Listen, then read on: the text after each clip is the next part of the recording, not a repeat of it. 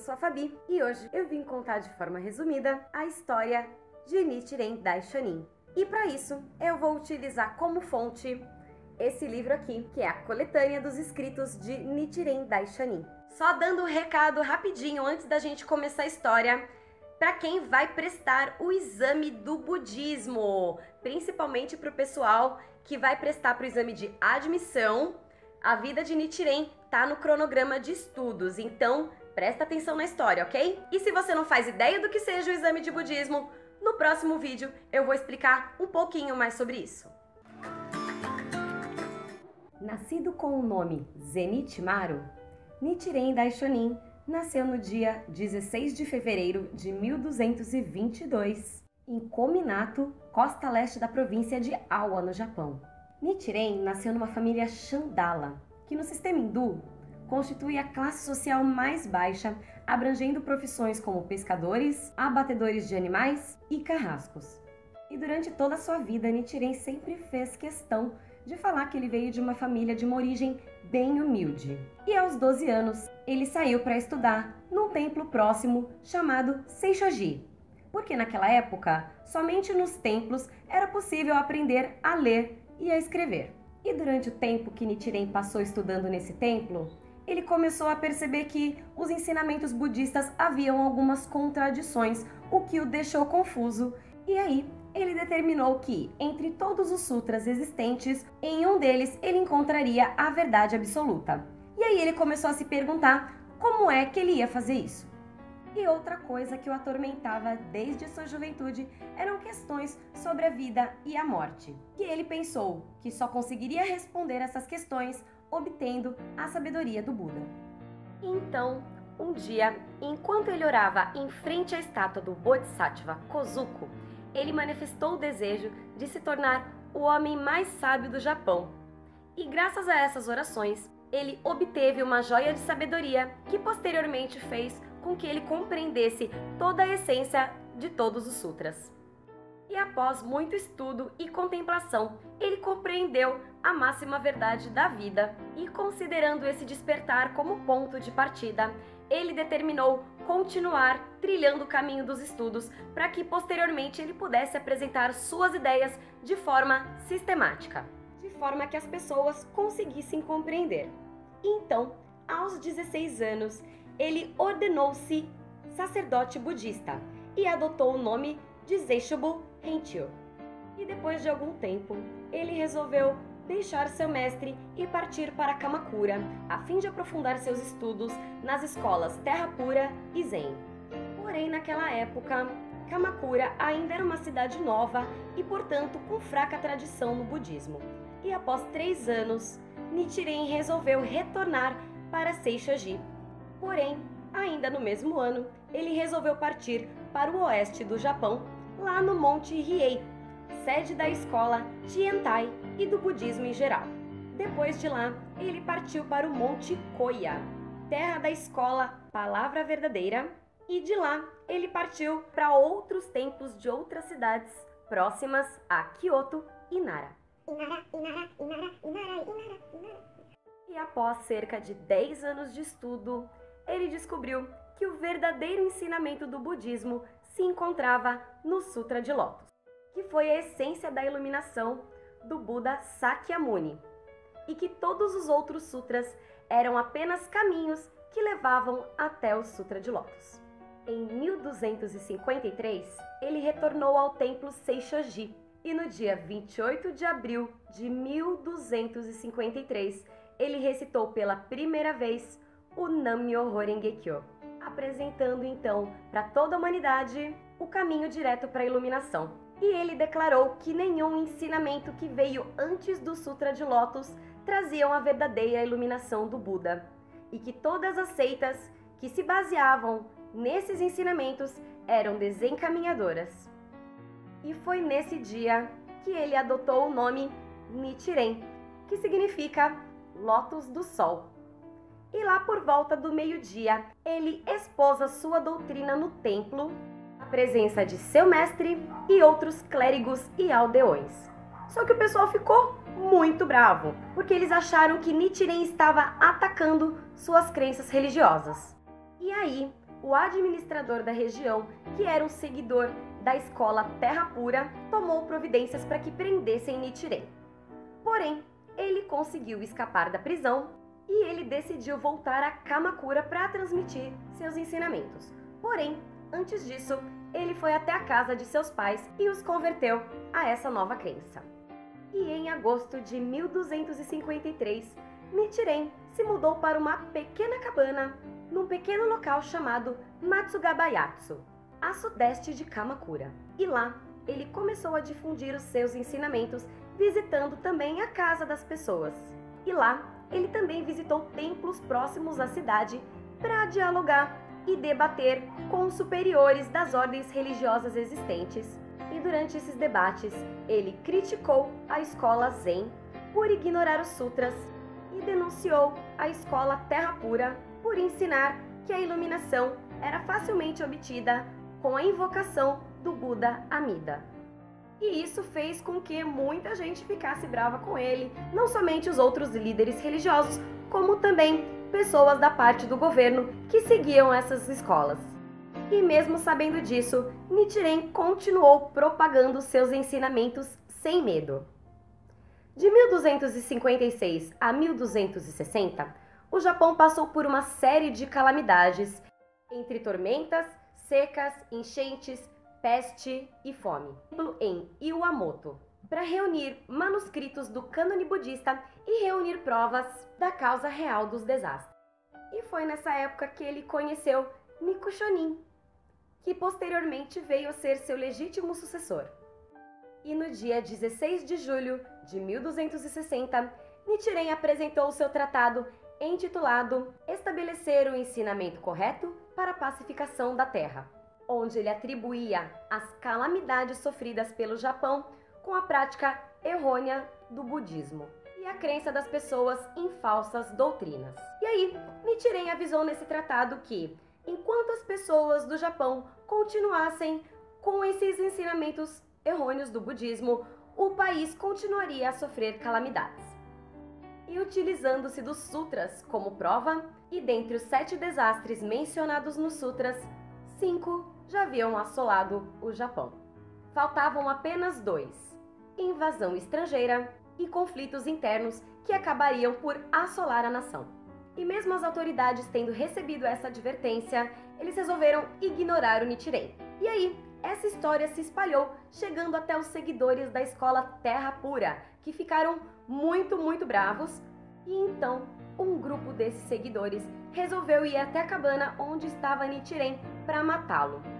Ele escapou por pouco, conseguindo ir com alguns de seus seguidores até a província de Shimoza, onde ele explanou sua doutrina e atraiu muitos seguidores. E em menos de um ano, ele estaria de volta a Kamakura. E aí, quando o pessoal da escola Terra Pura viu que Nichiren estava começando a ficar famosinho, eles começaram a se sentir ameaçados e começaram a acusar falsamente Nichiren.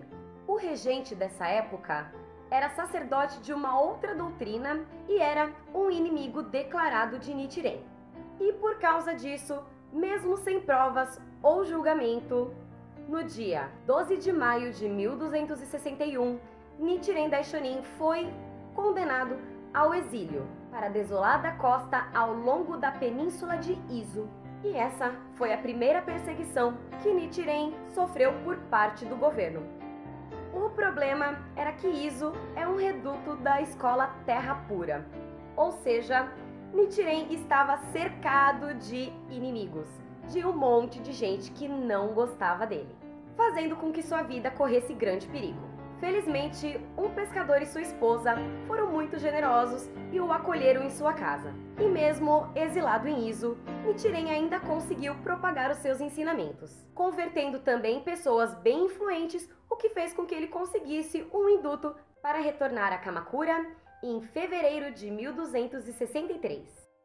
No ano seguinte, em 1264, Nichiren foi até a casa da mãe, que se encontrava muito doente. Seu pai já havia falecido e Nichiren orou fervorosamente pela saúde e recuperação da mãe, que venceu a doença e viveu por mais 4 anos. Porém, quando Nichiren voltou, o administrador local chamado Tojo Kagenobu não ficou lá muito satisfeito. E num dia, enquanto Nichiren e seus seguidores saíram para fazer uma visita, eles foram surpreendidos com o ataque de Tojo e seus soldados numa localidade chamada Komatsubara. Nichiren escapou da morte por pouco, porém foi ferido na testa e teve uma mão quebrada. Em 1268, chegou a Kamakura uma carta dos mongóis, exigindo que o Japão jurasse lealdade ao soberano mongol, que era aquela invasão estrangeira que Nichiren já havia alertado os governantes. Aí, Nichiren resolveu enviar mais 11 cartas, reafirmando o que ele havia escrito no tratado, de que, enquanto as pessoas continuassem com uma prática errônea dos ensinamentos budistas, a nação continuaria a ser assolada por calamidades. E o que eles fizeram? Ignoraram de novo. Em 1271, o Japão foi assolado por uma seca persistente. E o governante, com medo de que as pessoas começassem a passar fome, pediu para que o prior de uma seita local, chamado Ryokan, orasse por chuva. Sabendo disso, Nichiren escreveu uma carta para ele, dizendo mais ou menos assim. E o que ele fez? Challenge accepted. Mas, como tem homem que não sabe perder, o Ryokan não só se negou a seguir os ensinamentos de Daishonin, como começou a formar um complô contra a vida dele. E tanto Ryokan quanto o chefe do Zen chefiavam templos fundados por importantes membros da família Hojo. Porém, apesar de seus fundadores já terem falecido, suas esposas ainda exerciam forte influência no governo. E aí, eles foram lá e contaram para essas mulheres influentes que naquela carta de advertência que o Nichiren escreveu, ele falava de forma desrespeitosa de seus falecidos maridos, o que fez com que a lista de acusações contra ele crescesse exorbitantemente. Então, no dia 12 de setembro de 1271, Nichiren foi chamado à corte para responder às acusações. E esse fato marcou o início da segunda fase de perseguições por parte do governo. E Nichiren, além de negar todas as acusações, voltou a advertir os governantes de que, enquanto as pessoas não abraçassem o ensinamento correto do budismo, o país seria assolado pelas últimas duas catástrofes mencionadas nos sutras. E mesmo com tudo isso, 2 dias depois, Nichiren e seus discípulos foram condenados e exilados para a ilha de Sado. No entanto, o chefe da polícia tinha outros planos. Ele queria decapitar o Nichiren numa área afastada do centro de Kamakura, chamada Tatsunokushi. E aí, Nichiren e seus seguidores, já tendo sua morte como certa, começaram a ficar tensos e no último instante, uma luz apareceu no céu, o que aterrorizou os soldados, que devem ter pensado alguma coisa do tipo: Mano, será que isso é um sinal? Melhor correr, hein? E desistiram da execução. E foi neste momento que Nichiren ressurgiu como Buda dos últimos dias da lei. Foi o momento em que ele alcançou a iluminação. Fala a verdade, você nunca imaginaria que dava para alguém alcançar a iluminação numa situação dessa, né não? Então, no mês seguinte, escoltado por samurais e ao lado de seu fiel escudeiro Nico, ele foi conduzido à ilha de Sado. Lá, eles foram largados num abrigo em ruínas, onde cadáveres de indigentes e criminosos eram abandonados. E eles não tinham nenhum tipo de alimento e nem roupas, o que fez com que eles sobrevivessem apenas de palha e alguns mantos durante o primeiro inverno. Em janeiro de 1272, sacerdotes da região se juntaram e desafiaram Nichiren para um debate, com representantes de outras escolas budistas que haviam vindo de cidades próximas e de países vizinhos. E nesse evento, que ficou conhecido como Debate de Tsukahara, Nichiren provou a superioridade dos seus ensinos. E com isso, muitos habitantes locais se converteram e Nichiren começou a receber oferecimento de alimentos e roupas. No mês seguinte, uma embarcação chegou à ilha de Sado com a notícia de que estava havendo disputa por poder dentro da família Hojo. Sim, a profecia de Daishonin sobre conflitos internos estava completa. E no dia 26 de março de 1274, Nichiren retornou a Kamakura e novamente foi chamado a comparecer na corte e voltou a advertir as autoridades sobre o risco iminente. Mas, como vocês já perceberam, ninguém deu a mínima para ele, não é?